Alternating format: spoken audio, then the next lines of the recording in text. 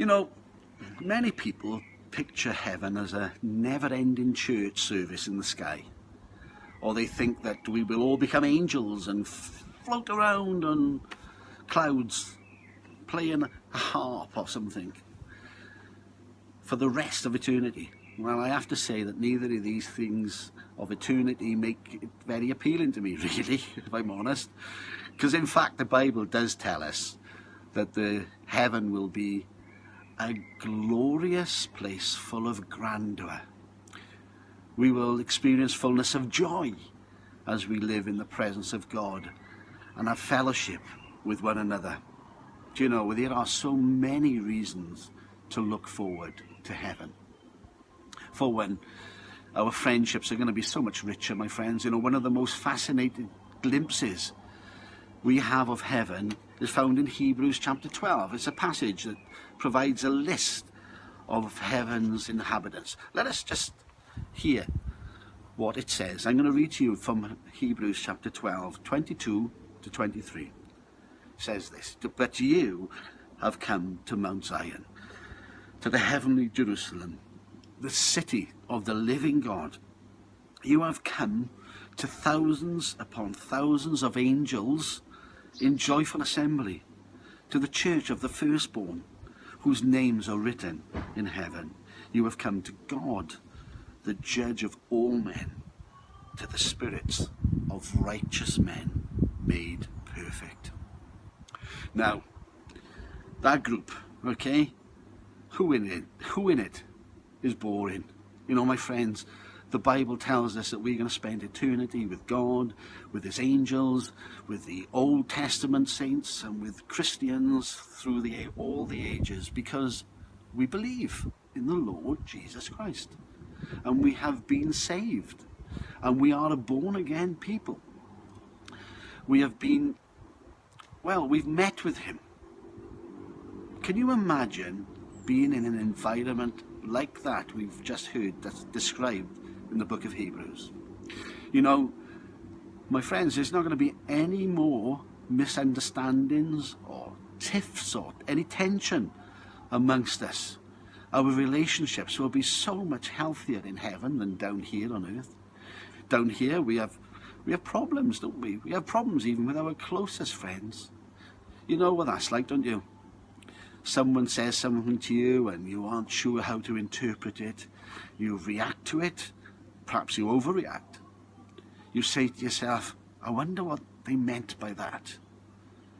You say, "I wonder why she said that to me. Who do they think that they are saying that to?"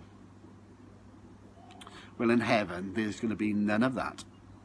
Our relationships will be honest, interesting, loving, and uncomplicated by sin or indeed our sinful natures.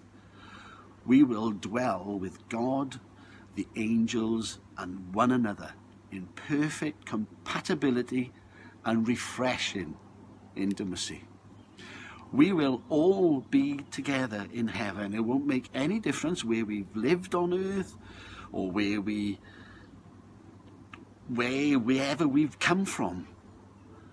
Imagine being best friends with people who we've read about in the Bible. We've only read about them, but we can be their best friends in heaven. You know, I'm eager to meet Abraham, Isaac, Jacob, and Joseph. Can you imagine having time to talk to people like Mother Teresa or even Martin Luther King? Personally, Ian Browning would like to have a serious chat with William Booth. I'd like to have a conversation with Charles Wesley and with John Wesley as well in particular. So, who would you want to speak to? Who would you want to have time to talk openly to in heaven? Because heaven's going to be an incredible time of unlimited fellowship with people who have lived in all ages, and I just can't begin to comprehend it. But my friends, I know it's true. The Lord Jesus even gave us a glimpse of this on the Mount of Transfiguration, when he stood there talking to Moses and Elijah, just as the 12 disciples listened to that amazing conversation. And just don't get me started on the fellowship that we'll enjoy with angels. You know, in heaven, we will be part of it all. Our heroes, our friends, our ancestors, our descendants, it will be all who know Jesus. They will be there with us. What about working or serving in heaven? You know, many people, they don't think about heaven as being a place of work, but it says they think of it as being a place of rest, you know, rest in peace. But in heaven, let me tell you, two things go together: work and rest. Personally, I wouldn't want to spend eternity with nothing to do. I've struggled during this lockdown, my friends. God made us to be productive, and that's why we have to serve here, to get used to serving. The idea of service pervades the book of Revelation. The most glorious verse on this subject occurs in the last chapter, in Revelation 22, verse 3. Let me just find it for you. This is what it says. Revelation 22, verse 3. No longer will there be any curse. The throne of God and of the Lamb shall be in the city, and his servants will serve him. That's what it says right there in the scriptures. It tells us we'll be serving him in heaven. All of us will be serving in the fullest expression of the capacity that God has given to us and the giftedness which he has blessed us. We will discover new gifts, new interests, new pursuits, and we will have new responsibility, and we will be able to exercise positions of authority. And whatever we do in heaven will have eternity stamped all over it. Think of that. Would your attitude to work, to serving, change today if you knew that everything you did, every ounce of energy you expended, every product you produced, every building you designed, every poem that you write, every bit of art that you do, every lesson that you taught would last forever? Crikey, what a legacy. That's the heritage that we will have in heaven. Heaven won't be boring, because our work won't be boring. It will be exciting. Do you know, it's fair to say that in heaven, our longing for home will be filled. Romans 8, 22 to 23. They tell us that. Let me read that to you now. Romans 8, 22 to 23. We know that the whole creation has been groaning as in the pains of childbirth right up to the present time. Not only so, but we ourselves, who have the first fruits of the Spirit, groan inwardly as we wait eagerly for our adoption as sons, the redemption of our bodies.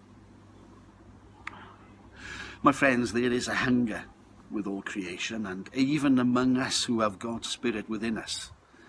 It is a yearning and like an anticipation for the coming day of ultimate redemption. The redemption process which was unleashed at Calvary isn't finished yet, my friends. Please believe me. God won't be finished until all creation is redeemed, and we yearn for that day. The decaying world around us will be replaced at the end of time by a new heaven and a new earth and this new city of Jerusalem. And really, that's what our spirits truly crave. Ecclesiastes tell us that God has placed eternity in our hearts. This is what it says. Ecclesiastes 3 verse 11. He has made everything beautiful in its time. He has also set eternity in the hearts of men.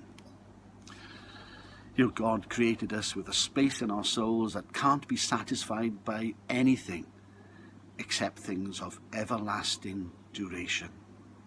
We need permanence. We need transcendence. We try to cram like temporal things into an empty space within us, but they don't assuage our spiritual appetite. My friends, when we get to heaven, that ache is going to vanish. When we get to heaven, everything that we do will bring us perfect satisfaction and a lasting reward. When we get to heaven, we will never again engage in anything that will leave us feeling just a tad empty. When we get to heaven, everything we do will bring joy. We'll be home. My friends, we may have gotten a little bored with lockdown, and some of us may be getting a little bored with church.